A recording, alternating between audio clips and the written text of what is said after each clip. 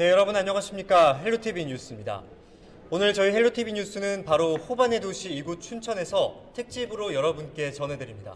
네, 지금 저희가 나온 이곳은 2년 전에 준공된 춘천시 신청사 로비입니다. 1957년에 지어졌던 기존 청사를 철거하고 60여 년 만에 새롭게 조성된 곳이라고 하는데요. 특히 이곳은 청사를 가동하는 에너지 중 15% 이상을 태양열과 지열 등 신재생 에너지를 사용한다고 합니다. 네, 맞습니다. 춘천시는 에너지 자립도시를 지향하면서 적극적으로 신재생 에너지 사업을 추진하고 있는데요. 최근에는 정부의 그린 뉴딜 정책에 발맞춰 이 수열 에너지 산업을 집중 육성하고 있다는 점도 주목해볼 만합니다. 네, 그래서 저희 헬로티비 뉴스는 춘천시의 역점 사업과 현안들을 중심으로 춘천의 현재와 미래를 짚어보는 시간 마련했습니다. 또한 저희는 춘천시의 사회적 거리두기 2단계 조치에 따라 철저하게 방역수칙과 인원 제한 등을 준수하며 진행하고 있다는 점 말씀드립니다. 네, 먼저 첫 소식입니다. 춘천 시민이 주인입니다. 바로 윈선 7기 춘천시가 내건 시정구호인데요. 시민의 정부, 직접 민주주의 실현을 가장 큰 시정구호로 내걸었습니다. 네, 이렇게 2년이 흘렀죠. 이 마을 자치가 실현되고 또 시민주도 의사결정 구조가 정착한 점은 지난 2년의 최대 성과로 꼽히고 있습니다. 반면에 의사결정 과정이 너무 길다 보니 이렇게 빠른 정책 결정에는 다소 미흡하다는 평가도 나오고 있습니다. 저희 헬로티비 특집 뉴스, 먼저 민선치에게 춘천 시민의 정부 2년의 성과와 과제를 장진철 기자가 짚어봤습니다. 민선 7기 출범과 함께 시민의 정부를 내세운 춘천시는 직접 민주주의를 실현하며 주목을 받았습니다. 출범 초기만 해도 시민의 정부라는 명칭부터 직접 민주주의 실현 방식까지 갖가지 우려가 나왔지만 2년 만에 빠르게 자리를 잡았습니다. 성공적인 사례로 꼽히는 것이 바로 상상 놀이터입니다. 놀이터 기획과 디자인까지 모든 과정은 사용자인 어린이들과 시민 참여기구가 결정했습니다. 각 마을별 주민자치회를 통해 발굴된 신사우동 꽃길 조성과 걷기대회, 신부급 영농 폐기물 마을별 집화장 설치 등은 춘천시가 예산을 투입해 현실화되고 있습니다. 또 춘천시의 주요 정책 결정에도 시민들이 직접 참여했습니다. 내년도 10대 정책 결정을 주민 투표를 통해 결정하기로 한 겁니다. 지난 2년간 공론화 시스템을 통하여 주민 주도의 수기 민주주의 틀을 경험하였습니다. 우리와는 달리 시민의 지혜는 놀라웠습니다. 시민이 주인이고 문제 해결의 주체입니다. 수기를 통하여 답을 찾았습니다. 이 밖에도 전국에서 처음으로 마을자치 지원센터가 출범했고 청년을 위한 청년청, 어르신들을 위한 지혜의 청까지 만들어졌습니다. 수기 민주주의와 결과보다는 과정을 중요시하는 춘천 시민의 정부의 결과물입니다. 하지만 여전히 우려의 목소리도 적지 않습니다. 아직 시민 참여율이 30% 정도에 불과하다 보니 자칫 소수의 의견이 주민 전체 의견을 대변하게 되는 오류를 범할 수 있다는 겁니다. 주민자치 이 활동에 참여함으로써 내가 굉장히 즐거워지는구나. 즐겁고 사람들을 만나면서 이게 또 공동체가 형성되어 가는구나. 그러면 그것이 결국은 나한테 행복감으로 돌아올 수 있다는 거, 그런 걸 갖다 체험하실 수 있도록 참여를 늘려가는 노력이 필요하죠. 또 주민자치회에서 결정된 정책이 의회에서 부결되면 혼란을 가중시킬 것이라는 우려도 제기됩니다. 여기에 정책 결정까지 많은 시간이 필요한데 실제로 시내버스 운영 체제를 완전 공영제로 전환하는 문제는 2년 가까이 정책 결정이 미뤄지고 있습니다. 시민의 정부 출범 2년, 자치도시 실현을 위한 춘천시의 행보에 이목이 집중되고 있습니다. 헬로티비 뉴스 장진철입니다. 네, 그런가 하면 춘천은 호반의 도시이자 축제의 도시로도 불리고 있는데요. 춘천시가 일상생활에 문화와 예술이 어우러지는 도시를 구현하기 위해 문화도시 선정에 도전장을 냈습니다. 네, 그렇습니다. 이미 예비 문화도시로 지정이 됐는데요. 이 침체된 구도심에 커뮤니티 살롱이 들어서고 일상생활 속에 문화가 스며들면서 도시 공동체 회복에 기대가 되고 있습니다. 한재영 기자가 취재했습니다. 춘천 구도심의 한 골목길. 20여 년간 빈집으로 방치됐던 곳이 청년 문화예술가들의 손길을 통해 인생 공방으로 탈바꿈됩니다.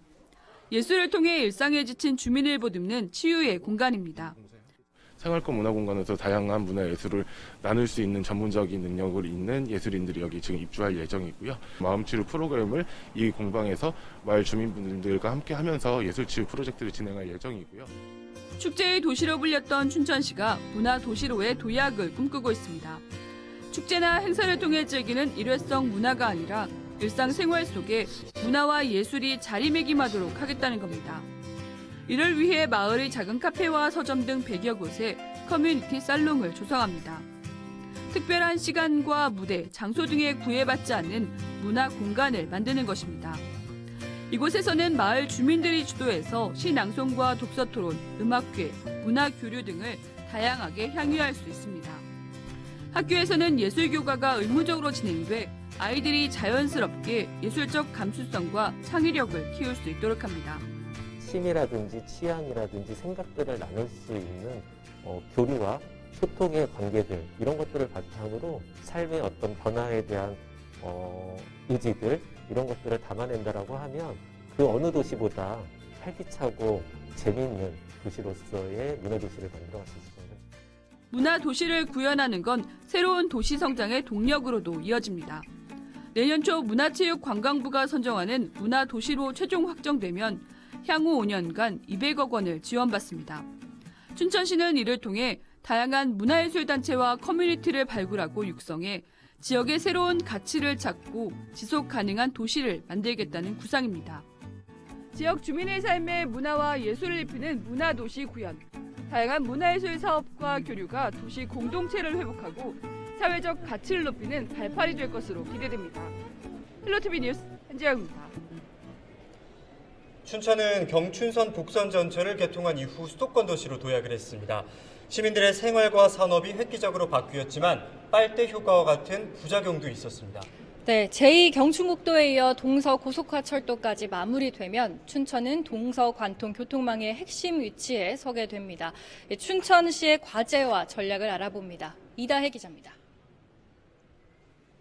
서울과 속초를 연결하는 동서고속화철도는 오는 2027년 개통될 전망입니다.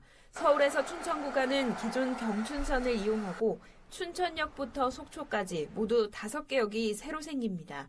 춘천시는 동서고속화철도의 중심에 서게 되고 동해안 북부 지역은 수도권과 반나절 생활권이 됩니다. 하지만 춘천은 경춘선 종착역에서 경유역이 되면서 기대보다는 우려가 높습니다. 동서고속철도가 속초까지 뻗게 되면 과연 설악권이라는 그리고 동해안이라는 이 관광 매력지와 춘천이 비교가 돼야 되는 겁니다. 그러니까 패싱되는 사람들을 지금처럼 춘천으로 유인하는 사업들을 펴야 되겠죠. 이에 춘천시는 스쳐가는 관광객을 잡아놓을 수 있는 기반 마련에 초점을 맞췄습니다. 의암호를 가로질러 사막산까지 3.6km를 연결하는 사막산 로프웨이가 내년 하반기 개장하는 데 이어 레고랜드 테마파크도 오는 2022년 운영될 예정입니다. 이 같은 굵직한 관광 인프라가 완성되면 한 해 500만 명에 가까운 관광객이 지역을 찾을 것으로 춘천시는 예상하고 있습니다. 또 의암호에 추진되는 소규모 마리나 조성 사업과 호수 국가정원 조성도 속도를 내고 있습니다. 또 지금 의암호를 중심으로 그 내수면 마리나 사업, 또 사막산 로프웨이, 또 중도의 그 레고랜드 이 사업에 대해서 차질 없이 이제 준비를 할 계획을 갖고 있습니다. 또 춘천이 그 지나가는 도시가 아니라 체험하고 체류할 수 있는 그런 관광 도시로 저희가 정기적인 계획을 세우고 있습니다. 이와 함께 향후 동서고속철도와 양양국제공항을 활용한 외국인 관광객 유치 마케팅도 준비하고 있습니다. 춘천시는 최근 노선이 확정된 제2경춘국도와 더불어 동서고속철도까지 완공되면 중부 내륙의 거점 관광도시로 도약할 것으로 기대하고 있습니다. 헬로티비 뉴스 이다입니다.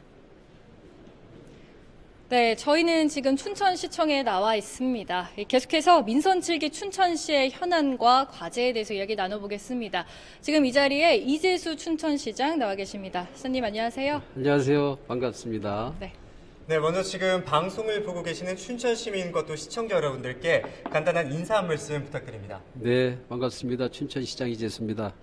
이렇게 뜻깊은 방송 춘천시청 안에 홀에서 하게 된 것을 매우 기쁘게 생각하고요. 춘천 시정 전반에 관한 이야기를 이렇게 아주 깊이 있게 다뤄주셔서 더 고맙습니다. 조금 전에 지나가다 보니까 한 2살 남짓한 아이가 마스크를 이렇게 쓰고 가는 걸 봤어요. 근데 전혀 불편하지 않고 청청걸음으로 걸어가는 걸 보고 부모님한테 애 싫어하지 않습니까? 물어봤더니 정말 잘 이렇게 쓰고 다녀요. 그렇게 얘기해요. 바로 이렇게 아주 가난 아기서부터 어르신까지 다 마스크를 착실히 써준 덕분에 춘천이 코로나를 잘 극복하고 이겨내고 있다고 생각합니다. 이제 얼마 남지 않은 것 같아요. 이미 유럽에서는 백신들이 투여가 되고 있죠. 그래서 내년 한 상반기 정도면 물론 아주 종식되지는 않겠지만 지금처럼 이게 힘든 과정은 이제 끝날 것 같습니다. 조금만 견디시고요. 그래도 서로 힘내서 서로 보듬는 그런 춘천 시민, 춘천 사회가 됐으면 좋겠습니다. 고맙습니다. 네, 춘천시장께서 자리해 주셨습니다. 시장께서는 유독 환경에 관심이 많은 시장 이렇게 불리고 계신데요. 네. 일억그루 나무 심기 또는 쓰레기 분리수거 강화 또는 친환경 자동차 정책 보급까지 친환경 관련 정책들이 눈에 띕니다. 이렇게 환경을 포함한 민선 7기의 시정 철학과 함께 내년도 계획에 대해서도 말씀해 주실까요? 앞서서 우리 지금 보도를 통해서 보니까 춘천 시정구였었던 춘천 시민의 주인입니다. 이 내용 가지고 많은 지금 이야기를 해주셨는데 춘천은 이거 말고 2가지입니다. 그러니까 지속 가능한 도시 춘천을 만듭시다라고 하는 것과 시민이 주인인 도시를 만들자라고 하는 건데요. 바로 지속 가능함이라고 하는 것이 이제 지금 말씀 주셨던 대로 환경에 관한 이야기일 수가 있어요. 우리가 이대로 계속 가게 되면 지속 가능하지 않을 것 같다라고 하는 우려가 있습니다. 지속 불가능하다는 것이겠죠. 지금처럼 계속 우리가 환경에 대해서 생태계에 대해서 무관심하고 지금과 같은 생활을 반복하다 보면 기후 변화에 제대로 대응할 수 없다고 판단을 하는 거예요. 기후 변화라고 하는 건 아시는 것처럼 지구 온도가 1도만 높아지면 엄청난 재앙이 발생한다는 거 아니겠어요? 이렇게 1도 올라가는 것을 막는 일을 지금이라도 하지 않으면 정말 큰일 날 일이 생긴다는 거죠. 그렇게 기후 변화에 대해서 우리가 생활 속에서 고치지 않으면 또 해결할 방법도 없다라고 하는 거예요. 이미 1992년도에 이 상황을 예견해서 전 세계 시민들이 한번 다 같이 결단하고 새로운 삶을 살자라고 사실 고백도 하고 실천 계획도 세웠는데 어느 나라에서도 어느 도시에도 지속적으로 이런 일들을 실천을 안 했어요. 그 실천 안 한 이유 그런 때문에 지금 코로나와 같은 정말 전 세계 시민들이 위기적 상황을 봉착한 거죠. 근데 이건 우리 시민들한테 나타나는 위기뿐만 아니라 지구에 재앙이 벌어지게 되면 더 큰 문제가 생긴다는 거예요. 그래서 지금 당장 결단하고 생활 속에서 우리의 생활 태도를 바꾸자는 건데 가장 근본적이게 사실은 화석연료를 안 쓰는 거예요. 어떻게든지 우리가 지금 탄소 배출로 우리 지구가 큰 몸살을 앓고 있잖아요. 그래서 지역에서 그 실천을 하자라고 하는 건데 탄소 배출, 화석연료를 덜 쓰자라고 하는 게 아까 말씀하셨던 대로 수소나 전기차 많이 도입하자라고 하는 것과 같은 얘기죠. 자가용 덜 타자라고 하는 것도 있어요. 그래서 대중교통을 많이 타게 하자라고 하는 것이 저희가 내건 슬로건이기도 하고요. 또 탄소를 잡아먹는 일들을 해야 하잖아요. 그래서 1억 그루 나무 심기를 지금 저희가 강도 높게 진행하고 있는데 물론 시민들의 자발적 참여도 많이 필요로 하고 있고요. 그 외에도 지금 쓰레기를 반으로 줄이는 것도 플라스틱, 폐비닐 이런 것들을 최대한 억제하자는 거예요. 그거는 우리 일상생활 속에서 매일같이 나오는 쓰레기를 우리 스스로 줄여내지 않으면 공학적으로 프로그램상으로 아무리 줄일 수가 없다는 거예요. 시민들의 결단들이 필요하다는 거죠. 이런 일련의 일들이 바로 우리가 지속 불가능한 도시를 지속 가능한 도시로 만드는 과정이고 지속 가능한 도시가 돼야 우리도 행복해질 수 있는 거 아니겠습니까? 그래서 이런 일들을 수행을 해 나가는데 그동안은 관이 주도하는 것, 관에 의존해서 진행돼 왔었어요. 근데 관이 주도해가지고는 이런 어떤 시민의 실천적 활동이 필요로 하는 이런 상황은 도저히 불가능하다는 거예요. 네. 그래서 시민이 주도하는, 네. 시민이 결단하고 시민이 직접 수행하게 하는 그런 시민 주도형 사회로 전환하는 것이 필요하다라고 네, 해서 알겠습니다. 시민 주권 프로그램들이 많이 진행되죠. 네. 내년에도 변함없이 지속 가능한 도시 춘천 만드는 것과 또 시민이 주인 도시 춘천을 만드는데 모든 시정부의 에너지를 다 투입할 생각입니다. 네, 알겠습니다. 사장님, 저희가 또 이제 계속해서 이야기 나눌 것들이 많기 때문에요. 네. 또 다음 질문으로 넘어가도록 네. 하겠습니다. 지금 춘천시정이 또 핵심 가치 중에 이 직접 민주주의가 있습니다. 네, 네, 네. 뭐 춘천형 시민학교와 마을 자치센터 설립 등 다양한 정책들이 좀 주목해 볼 만한데 특히 또 제 눈에 띄었던 부분이 춘천시 청년청 네, 출범입니다. 그래서 얼마 전에 이 청춘의회 통해서 나온 이 정책들을 내년 시정에 반영하겠다고도 약속도 하셨잖아요. 좀 어떤 성과가 있었는지 좀 기대하는 바는 어떤 게 있으실까요? 네, 우리 대체로 보면 청년 관련 정책을 시 정부가 정책 방향을 설정하고 정책 매뉴얼을 만들어서 청년들한테 줬어요. 청년들 보고 이 정도면 됐지 라고 얘기했습니다만 사실 청년들이 대부분 외면했죠. 이건 비단 청년뿐만 아니라 노인 정책도 그랬고 아이들 관련 정책도 그랬고 장애인 정책도 그렇고 농업 정책도 시정부가 이렇게 스스로 또 행정 내부의 프로그램으로 만들어진 정책이라고 하는 것이 현장에 가면 늘 막혔어요. 그래서 사실 이제 시민의 정부 들어서 시민주권 강화로 이제 진행되기도 했습니다만 당사자주의가 가장 중요하다. 시청 우리 내부에 있는 경험도 많고 우리의 노하우도 있지만 무엇보다도 당사자의 이야기가 가장 정책의 중심이 돼야 한다는 판단으로 모든 영역에서 당사자주의를 원칙으로 하고 있는데 그 중에 하나가 청년청이에요. 청년의 문제는 청년이 제일 잘 안다는 거죠. 네. 문제를 잘 알기도 하니까 해법도 알 수 있겠다. 그렇게 저희는 생각을 했어요. 그래서 청년들한테 막상 맡겨봤더니 얼마나 의욕이 넘치는지 몰라요. 올해 코로나 때문에 자주 모이지도 못하는데 저희가 들 만나라고 해도 자기들끼리 엄청나게 많이 만났다 그래요. 한 126분이 한 500명 모이려고 하는데 그렇게 제한한 인원이 126분이라고 그러더라고요. 그분이 88번을 만났다라고 얘기해요. 그렇게 만든 제한된 내용들이 이렇게 압축하고 5개로 압축했는데 깜짝 놀랐어요. 그분들이 만나서 얼마나 깊이 있는 논의를 했고 그것을 끌어냈는지들을 그 의제를 보고 잘 알았는데 춘천에 대한 깊은 애정도 있었고 또 자기들 미래에 대한 명확한 어떤 방향성 같은 것도 네. 담긴 그야말로 귀하고 귀한 그런 정책들이 내와졌어요. 너무 고무적인 일이었습니다. 네, 그러니까 청년들을 위해서 이렇게 약속을 해주셨는데요. 그 의리를 꼭 지켜주셨으면 하는 당연하죠. 바람입니다. 청년들이 이 도시의 주인공으로 자기 자신을 그렇게 드러내 본 적이 없었는데 정말 모처럼 의욕을 내서 표현하고 의견을 모은 것을 저희가 소홀히 한다면 정말 안 되겠죠. 네, 근데 아무래도 그런데 현재 최대 이슈는 코로나19가 아닐까 네, 싶습니다. 지금 춘천에서도 계속해서 확진자가 발생하는 상황에서 지금 춘천시는 사회적 거리두기 2단계 등 좀 방역 조치를 강화하고 계시잖아요. 좀 시민들이 신뢰할 수 있는 춘천시 방역 정책 위해서 어떤 노력 기울이고 계실까요? 방역은 무엇보다도 스스로 방역이 가장 중요한 것 같아요. 아까 서두에 잠깐 말씀드렸지만 2살짜리 아이도 마스크를 탁 착용하잖아요. 그것처럼 전 시민들이 사람들과 만났을 때 마스크 벗지 않기 운동만 하더라도 그것이 최고의 백신이고 최고의 방역이라고 생각을 합니다.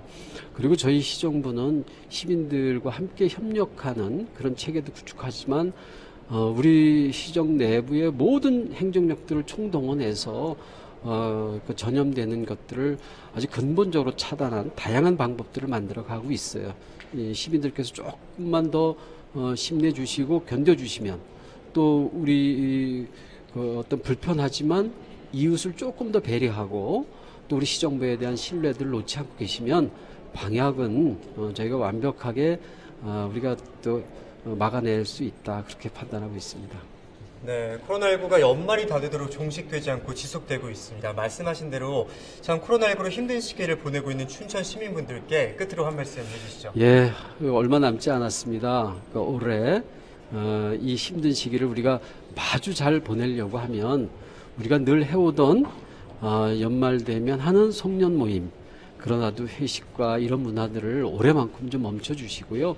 그리고 내년을 우리가 멋지게 설계하는 설렘을 갖고 준비하는 그런 한 해의 마무리가 좀 됐으면 좋겠습니다. 잘 부탁드리겠습니다. 네, 사실 저희가 더 이야기를 나누고 싶지만 시간이 정해져 있어서 오늘 말씀은 여기까지 듣도록 하겠습니다. 오늘 말씀 고맙습니다. 네, 고맙습니다.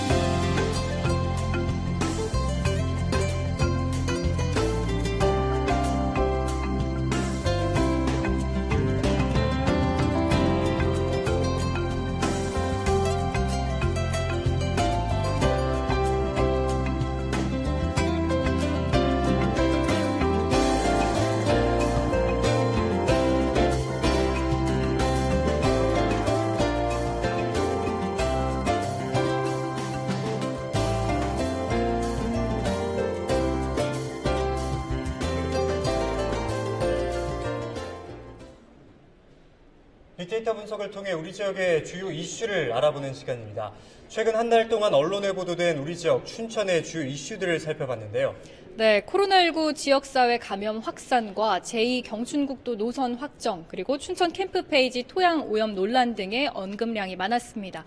홍승현 기자입니다. 춘천 지역에서 가장 많이 언급된 키워드 역시 신종 코로나 바이러스 확산이었습니다. 최근 코로나19 확진자가 잇따르면서 관련 보도량도 압도적으로 많았는데요. 빅데이터 분석에서도 코로나 바이러스 보건소를 확인할 수 있습니다. 마스크, 진료소도 눈에 띄는데요. 춘천은 인구 규모에 비해 상대적으로 코로나19 확진자가 많지 않았지만 지역사회 감염은 지속되는 상황입니다. 가족 모두가 확진 판정을 받는가 하면 강원대 교직원이 확진된 뒤 이와 접촉한 16명이 무더기 감염되는 등 생활 감염이 대부분이었습니다. 춘천시는 선제적 대응을 위해 지난 3일부터 사회적 거리 두기를 2단계로 강화했습니다. 추가 키워드로는 요양원과 군부대가 보이는데요.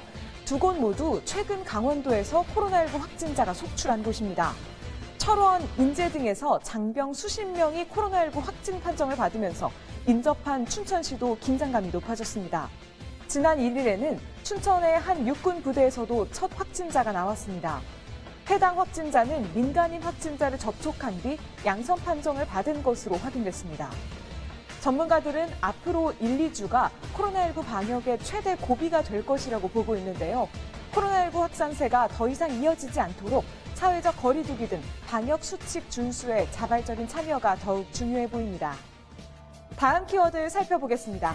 캠프 페이지, 그리고 토양 오염이라는 단어가 보입니다. 부실 정화 의혹에 휩싸였던 춘천 옛 미군 부대 캠프 페이지와 관련된 건데요. 지난달 27일 옛 캠프 페이지 부지에서 땅속에 파묻힌 기름통 30여 개가 발견되면서 토양 오염 논란이 일고 있습니다. 해당 지점은 최초 국방부가 오염되지 않은 곳으로 분류해 정화 작업에서 빠진 장소로 드러나 의혹은 더욱 확산됐습니다. 춘천시는 확인되지 않은 토양 오염이 더 있을 것으로 보고 확인 절차에 나섰는데요. 춘천시로 반환된 옛 미군 부대 부지가 안전하게 시민의 품으로 돌아올 수 있기를 기대해 보겠습니다. 마지막 키워드는 의암호입니다. 지난 8월 집중호우 속에 의암호에서 인공수초선 결박 작업을 하다 선박이 전복되면서 5명이 숨지고 1명이 실종됐던 안타까운 사고 기억하실 텐데요. 그 이후 3개월간 이어졌던 춘천시 의암호 선박 전복 사고에 대한 경찰 수사가 지난달 20일 마무리됐습니다. 조사 결과 춘천시 공무원과 관리업체 관계자 등 모두 8명이 업무상 과실치사 혐의로 검찰에 넘겨졌는데요. 춘천 시민들의 큰 상처로 남은 이번 사건, 보다 안전한 사회 구현의 시작이 되길 기대해 봅니다. 지금까지 빅데이터로 보는 춘천 지역 이슈였습니다. 네, 춘천 소양강댐의 막대한 담수를 활용한 수열 에너지 융복합 클러스터 조성, 바로 한국형 뉴딜의 대표적인 사업인데요. 네, 이 대단위 데이터 센터 구축이 핵심인데 이 춘천이 디지털 뉴딜의 중심지로 도약하고 있습니다. 박건상 기자의 보도입니다. 국내 최대 규모를 자랑하는 춘천 소양호. 수면 면적은 여의도의 24배에 달하고 댐에 담긴 물은 무려 29억 톤에 달합니다. 그동안 용수공급과 수력 발전 용도에 그쳤지만 앞으로 데이터 산업의 기반으로 활용됩니다. 바로 한국형 뉴딜 정책의 대표 사업인 수열 에너지 융복합 클러스터 조성입니다. 오는 2027년까지 춘천시 동면 일대 75만 5천 제곱미터 부지에 소양강댐 담수를 활용한 데이터 센터와 스마트팜 단지, 친환경 생태 주거 단지를 만드는 대규모 프로젝트입니다. 수열 에너지 융복합 사업의 핵심은 바로 이 소양강댐의 담수를 냉방과 난방 에너지원으로 사용하는 겁니다.